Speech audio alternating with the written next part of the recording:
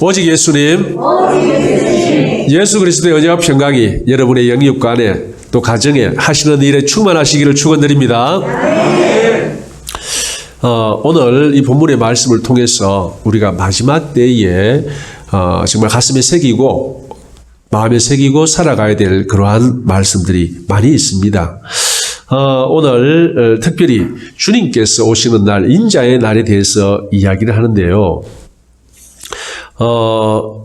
먼저 23절 보십시오. 23절만 보면은 우리가 뭘 알 수 있냐면은 오늘날 많은 예수들이 와 있습니다. 재림 예수들. 재림 예수뿐만 아니라 미륵부처도 와 있죠. 그런데 23절을 보면은 우리가 뭘 알 수 있냐면은 지금 와 있는 모든 예수들은 가짜라는 것을 분명히 알 수 있습니다. 한번 읽어볼게요. 사람이 너희에게 말하되 보라 저기 있다 보라 여기 있다 하리라. 그러나 너희는 가지도 말고 따르지도 말라.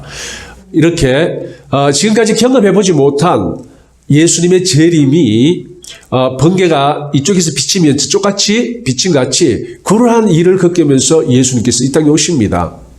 그러한 일이 있기 전에 나타나는 모든 예수들은 가짜 예수입니다. 한마디로 적그리스도들입니다. 이 사실만 알아도요, 지금 대한민국에도 수십 명의 이 예수라는 사람들이 있어요. 분명히 구별해낼 텐데 참 안타깝죠, 그죠? 자, 그러면은 한번 보십시오. 24절. 번개가 하늘 아래 이쪽에서 번쩍이어 하늘 아래 저쪽같이 비친 같이 인자도 자기 날에 그러하리라. 여기 보면은 22절에 인자의 날, 24절에 인자도 자기 날 딱 그랬죠. 그리고 26절에 인자의 때, 또 30절에 인자가 나타나는 날, 다 똑같은 날입니다. 예수님께서 다시 오실 그때를 이야기하는 거예요. 그때를 이야기를 하는데 그때는 절대 그 전에 나타나는 그리스도들은 다 가짜라는 것입니다. 절대 속지 마십시오. 오늘날도 그 신천지 보면은 속고 있죠, 그죠? 예, 속고 있습니다. 자, 그런데 24절에 번개가 하늘 아래 이쪽에서 번쩍이 하늘 아래 저쪽같이 비침같이 인자의 날에도 그러하리라 봅니다. 자, 그러면은 이게 무슨 말입니까? 여러분 번개 치는 날 많이 번개 보셨죠? 정말 여기서 번쩍하면요 사방이 환해집니다. 예, 사방에 비칩니다. 예수님께서 임하시겠죠. 그럼 한번 생각해 보십시오. 반대쪽에는 밤인데 어떻게 볼 수 있나? 그리고 사실 우리가 이 공중으로 하늘로 볼 수 있는 거 몇십 킬로밖에 안 돼요. 고작해야 몇십 킬로밖에 안 돼요. 그래요. 제가 전에 한번 포항에 아파트 고층에 있었어요. 있는데 전화가 왔어요. 구룡포에서. 이야기가 지금 여기는 눈이 와가지고 엉망이다라는 거예요. 한방눈이 내려가지고 엉망이라는 거예요. 눈이 와요. 여기는 햇빛이 쨍쨍한데요 하면서 창밖을 봤어요. 저쪽 끝에 좀 구름이 있더라고요. 저 구룡포 쪽에 구름이 보여요. 참 신기하네요. 정말 제가 보는 건 구룡포 하늘이 아니고 이 포항 하늘만 보는 거예요. 그러니까 그렇게 좁다는 거예요. 우리가 보는 이 하늘은 굉장히 좁은 하늘입니다. 불과 직선으로 해서 10km, 요 정도, 한 20km도 안 되는 거리를 바라보고 있는 거예요. 그 너머는 수평선이나 아니면 지평선에서 올라오는 그 일부분 뿐이라는 겁니다. 이렇게 우리는 좁은 하늘을 보고 있습니다. 그럼 예수님이 오실 때는 어떻게 되느냐? 이 사람들이 과학적이고 합리적인 사고방식을 가진 사람은 어떻게 생각합니까?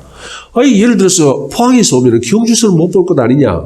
그리고 밤인 지구 반대편은 못 볼 것 아니냐?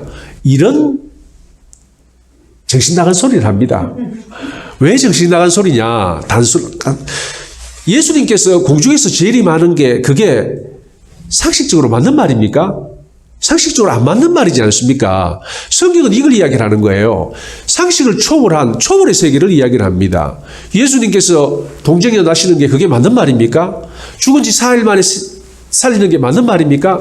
바로 상식과 과학의 합리성에 매몰된 사람들은 성경을 철저하게 이 관점으로 바라보는 거예요. 그러면 성경은 이 놀라운 초자연적인 사실 그리고 하나님의 전능하심은 다 무시돼 버리는 겁니다. 도덕 교과서 책중으로 변해버리는 게 오늘날 과학과 합리성을 바탕으로 한 성경 해석입니다. 그런 신학이 있어요. 바로 자유주의 신학입니다. 특히 많은 신학교들이 이 자유주의 신학을 가르칩니다. 망하는 일입니다. 교회가 망하는 일이에요. 자, 그런데 그러면은 어떻게 되느냐? 예수님은 초자연적으로 나타나십니다. 공중으로 임하신다는 자체가 초자연적인 겁니다. 그건 인정하는데 그럼 여기 나타나면 다른 데 못 본다. 그거는 말이 안 되죠. 모든 곳에 다 볼 수 있도록 예수님은 초자연적으로 나타나십니다. 어떤 방법을 쓰실지 모르지만 지구에 있는 밤이든 낮이든 할 것 없이 지구에 있는 모든 사람들은 그 모습을 바라보고 울며 통탄할 때가 온다는 거예요.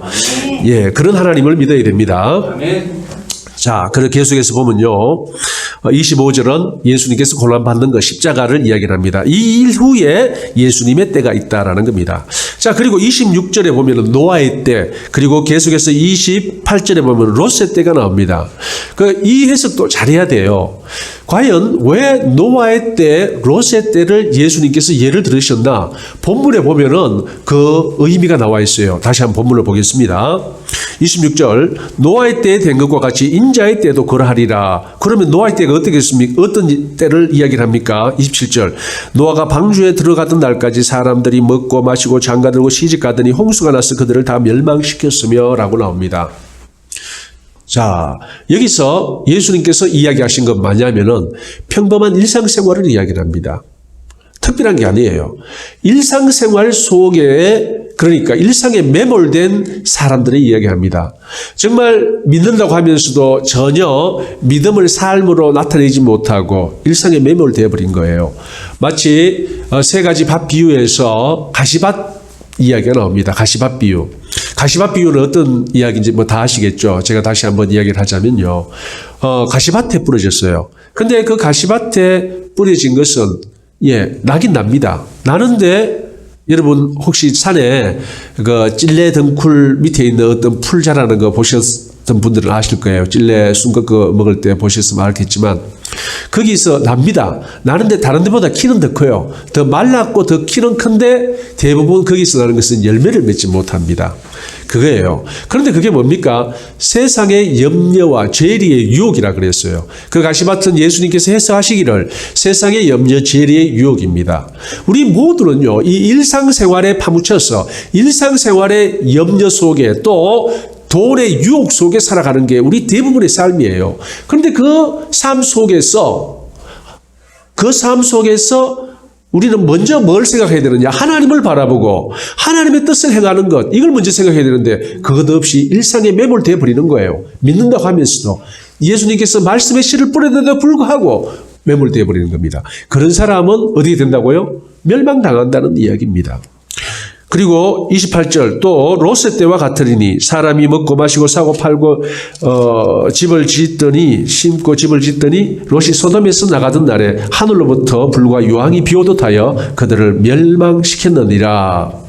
인자가 나타난 날에도 이러하리라. 그날에 만일 사람이 지붕 위에 있고 그의 세간이 그 집 안에 있으면 그것을 가지러 내려가지 말 것이요 밭에 있는 자도 그와 같이 뒤로 돌이키지 말 것이니라. 롯의 철을 기억하라 라고 이야기를 합니다. 자, 롯의 철은 어떻게 되는지 아시죠?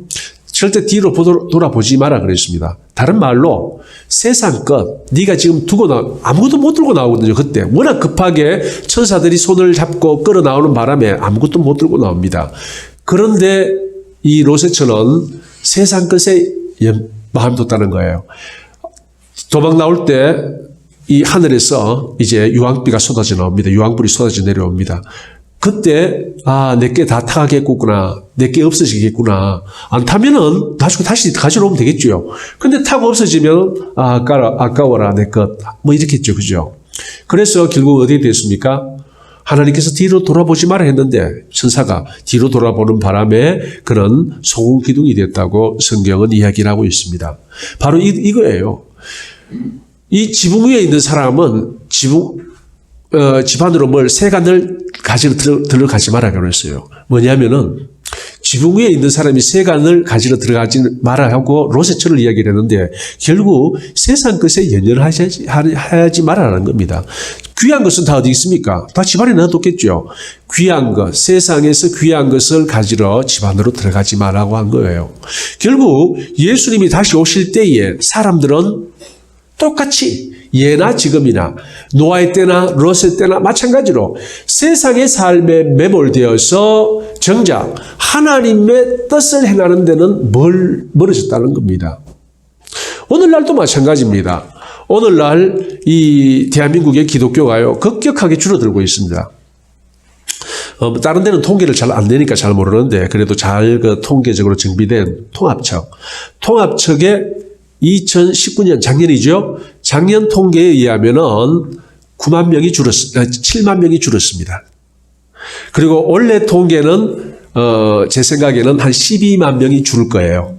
예, 올해 통계는 내년 통계는 한 20만 명이 줄 거로 예상됩니다. 왜냐하면은 거의 비슷하게 줄어가는 비율이 비슷해요. 비율이 있어요. 비율이 있는데 그 비율대로 하면은 비율이 점점 커집니다. 작년에 7만 명, 올해 한 12만 명, 내년에 한 20만 명 이렇게 될 겁니다. 10년쯤 가면요 100만 명 줍니다. 한 해에 100만 명이 줄 때 와요. 이게 바로 오늘날 현실입니다. 자, 그러면은 왜 줄까요? 뭐 여러 가지 이유가 있습니다. 각자 이유가 있겠죠.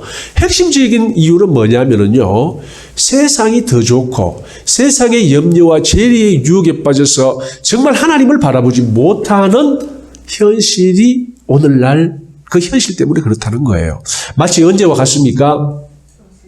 예, 롯의 때, 노아의 때와 똑같은 것이 마지막 때도 재현되고 있습니다. 한번 생각해 보십시오.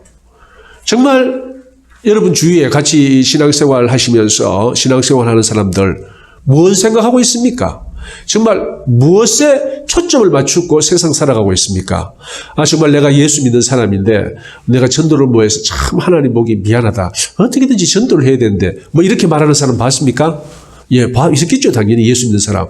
아니면은 내가 요즘 기도 생활, 말씀 생활 너무 못하고 있다. 하나님 보기 부끄럽다. 내가 좀 더 열심을 내야겠다. 뭐 이렇게 생각하는 사람 옆에 있습니까? 참 그래도 감사하네요. 그런 사람들. 그런데 사실 많은 사람들이 그것보다는 세상의 것에 더 관심을 둡니다. 집안에 있는 세간살이, 집안에 있는 보물들, 세상 것들에 더 관심을 두고 마음을 두고 살아간다는 겁니다. 예수님께서 두 주일을 섬기지 마라라고 이야기를 했어요. 그런데 그 두 주일이 누군지 아십니까? 한 주일이 돈이에요. 한 주일은 예수님. 한 주일은 돈, 한 주일은 예수님. 예, 무슨 세상의 왕, 자기의 보스가 아니고요. 돈을 비유로 그런 말씀을 하신 겁니다. 그만큼 재리의 유혹과 세상의 염려는요. 우리의 신앙을 하나님으로부터 멀어지게 하고 본질로부터 멀어지게 한다는 거예요. 그래서 우리도 세상 살아가면서 특히 우리 신앙인들이 신앙생활을 하면서 가장 신경 써야 되고 가장 경계해야 되는 것은 내가 세상 것에 염려하고 있는가? 내가 재리의 유혹에 빠져서 하나님의 말씀에서 벗어나고 있는가? 이게 가장 첫 번째로 우리 신앙에서 돌이켜봐야 되는 겁니다. 그리고 만약에 그렇다면 어떻게 됩니까? 어떻게 해야 됩니까? 회개하고 돌아와야죠. 회개하고 돌아오는 겁니다. 계속해서 보겠습니다. 33절에 무릇 자기 목숨을 보존하고자 하는 자는 잃을 것이요 잃는 자는 살리리라. 정말 이 말씀은요. 그 이순신 장군께서도 이런 말씀하셨죠. 필생적 사고 필사적 생이다. 살고자 하면 죽을 것이요 죽고자 하면 반드시 산다라고 했습니다. 이때 자기 목숨을 보존한다는 건 뭡니까? 바로 이 세상에서의 자기 목숨을 보존하는 겁니다. 마치 롯의 같이 저거 없으면 내가 어떻게 사는데 내가 지금까지 어떻게 해서 저만큼 모아놨는데 저게 다 쑥덩이가 되면 나는 이제 어떻게 살아가나. 바로 이 세상에서의 자기의 목숨을 보존하기 원한 거예요. 누구든지 이 세상에서 잘 되고자 하고 이 세상에서 자기 목숨을 보존하고자 하는 사람은 하나님 앞에 죽게 되는 겁니다. 물론 이 세상에서 돈 모으지 말고 뭐 하지 말라는 이야기가 아닙니다. 다 하십시오. 똑같이 하십시오. 단지 뭘 해야 된다고요? 그 모든 것 가운데 하나님을 더 사랑하고 하나님의 뜻 행하기를 더 기뻐해야 된다는 것입니다. 자, 계속해서 그 이야기가 나옵니다. 34절 보십시오. 내가 너희에게 이르노니 그 밤에 둘이 한 자리에 누워 있음에 하나는 데려감을 얻고 하나는 버려둠을 당할 것이요. 이렇게 얘기를 합니다. 자, 한 자리에 누웠습니다. 뭐 요즘 우리말로 하면 한 침대에 누웠네요. 아니면 한 요에 누웠네요. 자, 여기 있는 여러분들 한 요에 누구하고 눕습니까? 가족, 부부, 뭐 어린 애들은 형제간에, 뭐 자매간에 한 침대에 눕고 하잖아요. 바로 이 이야기입니다. 이 이야기예요. 똑같이 이들은 뭐 했습니까? 예, 같이 자고 같이 먹고 같이 생활하는 거예요. 예, 그렇지만 그 중에 한 사람은 어떻게 했습니까? 한 사람은 똑같이 심고 거두고 시집가고 장가가고 뭐 집을 짓고 한 가운데서도 뭘 생각했습니까? 하나님을 먼저 생각했어요. 비록 내가 세상 가운데 세상 삶을 살아가고 있고 또 성실히 열심히 노력하며 많은 재물을 모으고 있지만 이 모든 것은 내가 이 땅에서 잘 되기 위함이 아니요 내가 이 땅에서 하나님의 뜻을 이루기 위함이다라는 그런 마음을 갖고 했던 거예요. 이 땅에서 자기를 살리기 위한 것이 아니고 오히려 하늘나라에서 영원한 상을 주시는 그 하나님을 바라보고 이 땅에서 하나님의 뜻을 행하기 위하여 노력했던 겁니다. 그 사람은 어떻게 됩니까?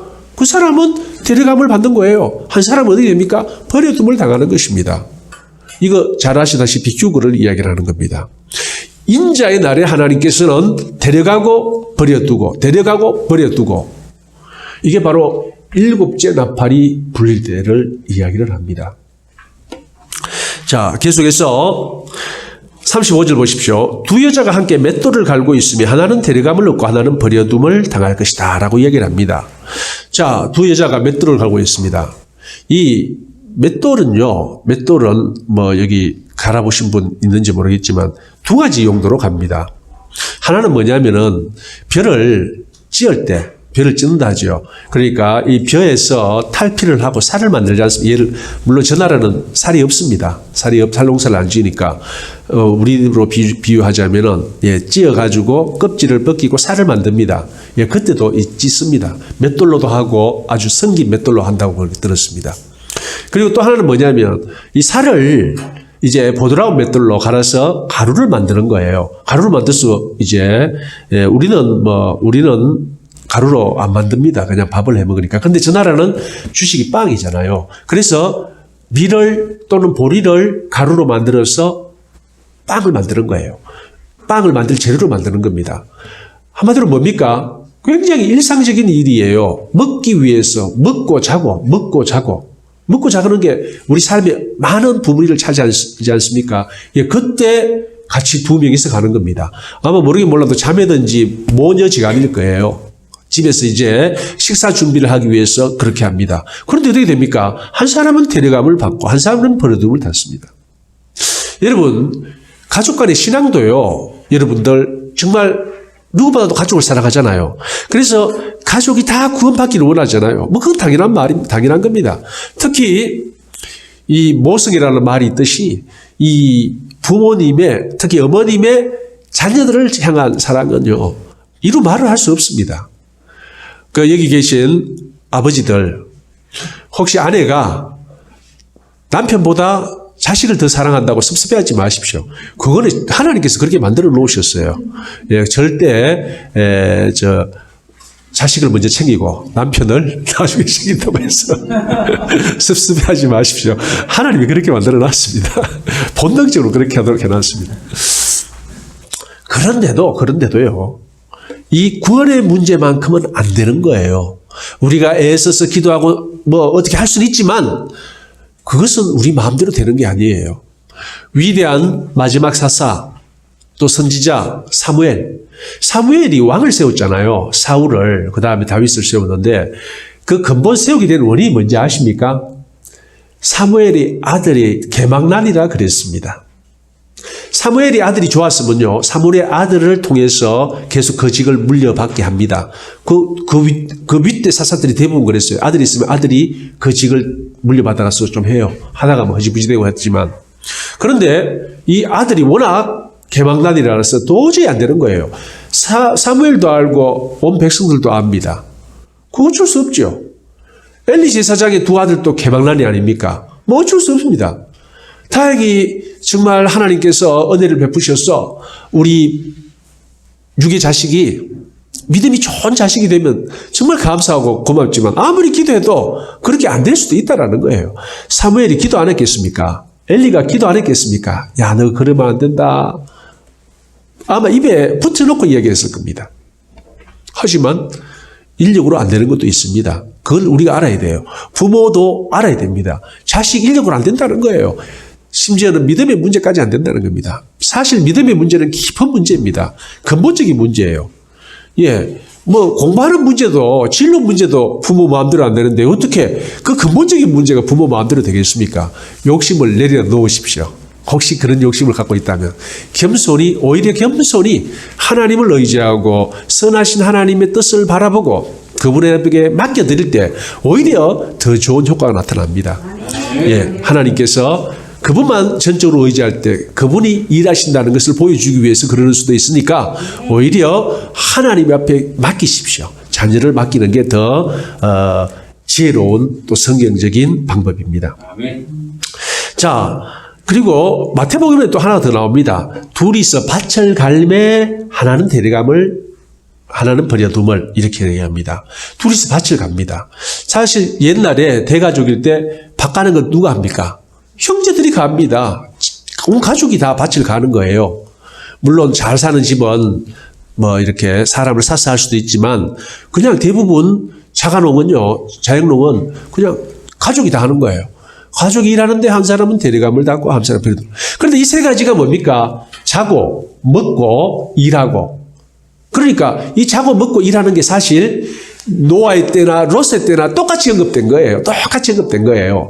중요한 건 뭡니까? 그 가운데 우리가 뭘 위해서 살았느냐? 내 자신을 살리기 위해서 살았느냐? 하나님을 위하여 내 자신을 죽이기 위하여 살았느냐? 그것이 바로 결정적인 이 갈림길이라는 거예요. 자, 오늘 마지막 절 보시겠습니다. 그들이 대답하여 이르되 주여 어디 오니까 이르시되 죽음이 있는 곳에는 독수리가 모이느니라 하시니라. 여러분들 독수리 많이 모여 있으면요, 거기 뭐 있는지 아세요? 시체가 있습니다. 저는 바닷가 출신이라 가지고 혹시 가끔 가다 보면은요, 배가 만슬이 대가 들어올 때가 있습니다. 만슬이 대가요. 그래가지고 만슬이 되면은 이 배가 가라앉습니다, 좀. 그래서 물과 사이를 한 요만큼 두고 배가 들어오는 거예요. 그러면 그 위에 비리빌 고기 다 있고, 있으니까 좀 안 좋은 고기 다 던져보거든요, 배에서. 뭐 요즘은 안 좋은 고기 뭐 없습니다. 워낙 고기가 귀하다 보니까 그렇지만 옛날 때는 많이 버렸어요. 던져버리면요, 갈매기가 소복이 모여가 배 따라옵니다. 던지면 주스 먹고, 아마 바닷가 사셨던 분들은 다 뭐 가끔 보는 광경입니다. 마찬가지예요. 독수리는 어디 모입니까? 죽음이 있는 곳에 모입니다. 자, 결국 이 이야기는 뭐냐? 오늘날 하나님을 대적하고 인본주의가 판치는 곳, 그곳은 결국 뭡니까? 죽음이 있는 곳이다. 망하는 곳이다. 라는 것을 그 당시 표현으로 보여줍니다. 그 당시는 이쪽 지방은 독수리가 있거든요. 독수리가 있어서 그것을 비유로 보여줍니다. 과연 우리 주위에도 독수리가 모여 있습니까? 오늘날 교회는 독수리가 많다고 봐요. 어떤 교회는 독수리가 많아요. 특히 이 목사님들에 따라 가지고 제가 보기에는 저는 제가 옳다고 생각하지만 잘못된 말씀을 전가하는 목사들이 많아요. 자유주의 신학에 경도되고 사회주의에 경도되어서 사람들에게 잘못된 성경을 가르치고 전하는 경우가 많습니다. 제가 볼 때 거기는 다 독수리가 지금 바글바글 끓고 있다고 봅니다. 그래서 결국은 뭐냐? 통합 측에서 작년에 공식 통계에 의하면은 7만 명이 줄었다고 합니다. 제가 어떤 목사님한테 물어보니까, 아이고, 목사님, 7만 명 뿐이겠습니까? 하면서 그렇게 얘기를 하더라고요.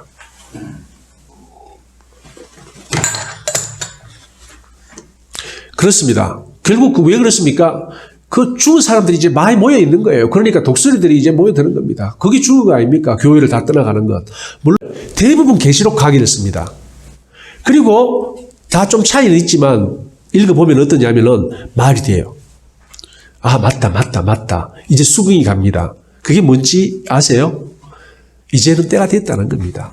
계시록이 이제 풀리고 있고 열리고 있는 때에 우리는 살고 있어요. 다른 말로 이게 성경에서 오늘 3번, 4번 언급했나요? 인자의 날이 가까이 왔다라는 겁니다. 그러면 우리는 더더욱 어떻게 살아야 됩니까? 세상에서 나를 잘 살게 하기 위하여 사는 게 아니고 하나님 뜻대로 어떻게 하면 하나님 말씀대로 살아가느냐, 여기에 초점을 맞추고 살아가야 될 때가 바로 이때라는 거예요. 이때를 놓치면 어떻게 됩니까? 롯의 철을 기억하라라고 했습니다. 그리고 노아의 때에 8명 제외한 모든 사람, 버려진 모든 사람, 그 사람들을 생각하라고 그랬습니다. 물론 구원받는 사람이 그렇게 적진 않습니다. 많이 있을 겁니다. 하지만 아무나 구원받는 건 아닙니다. 하나님보다 세상을 더 사랑하는 사람들은 아무도 구원받지 못한다는 것은 분명한 사실입니다. 사랑하는 주의 백성들, 또 주의 자녀 여러분, 우리가 왜 예수 믿었습니까? 또 오늘날 이렇게 시끄러운데 이렇게 교회에 나와서 예배드리는 이유가 뭡니까? 하나님을 사랑하기 때문입니다. 어떻게든지 그분의 뜻대로 살기 위해서 이 자리에 모여서 예배드린 것 아닙니까? 네. 그렇습니다. 사랑하는 성도님들, 하나님의 뜻 행하고 하나님을 사랑하고 하나님을 기쁘시게 하는 삶이 우리 삶의 목표가 되어야 됩니다. 네. 그 사람들에게 하나님은 영원한 생명을 주시기를 기뻐할 뿐만 아니라 이 땅에 살아갈 동안도 100배로 투자한 것을 100배로 주시고 또 형통해 하신다고 분명히 성경은 약속하고 있습니다. 이 약속의 말씀을 믿고 더욱더 하나님을 사랑하고 하나님의 뜻대로 살기를 기뻐하는 주의 백성들 다 되시기를 예수님의 이름으로 축원드립니다.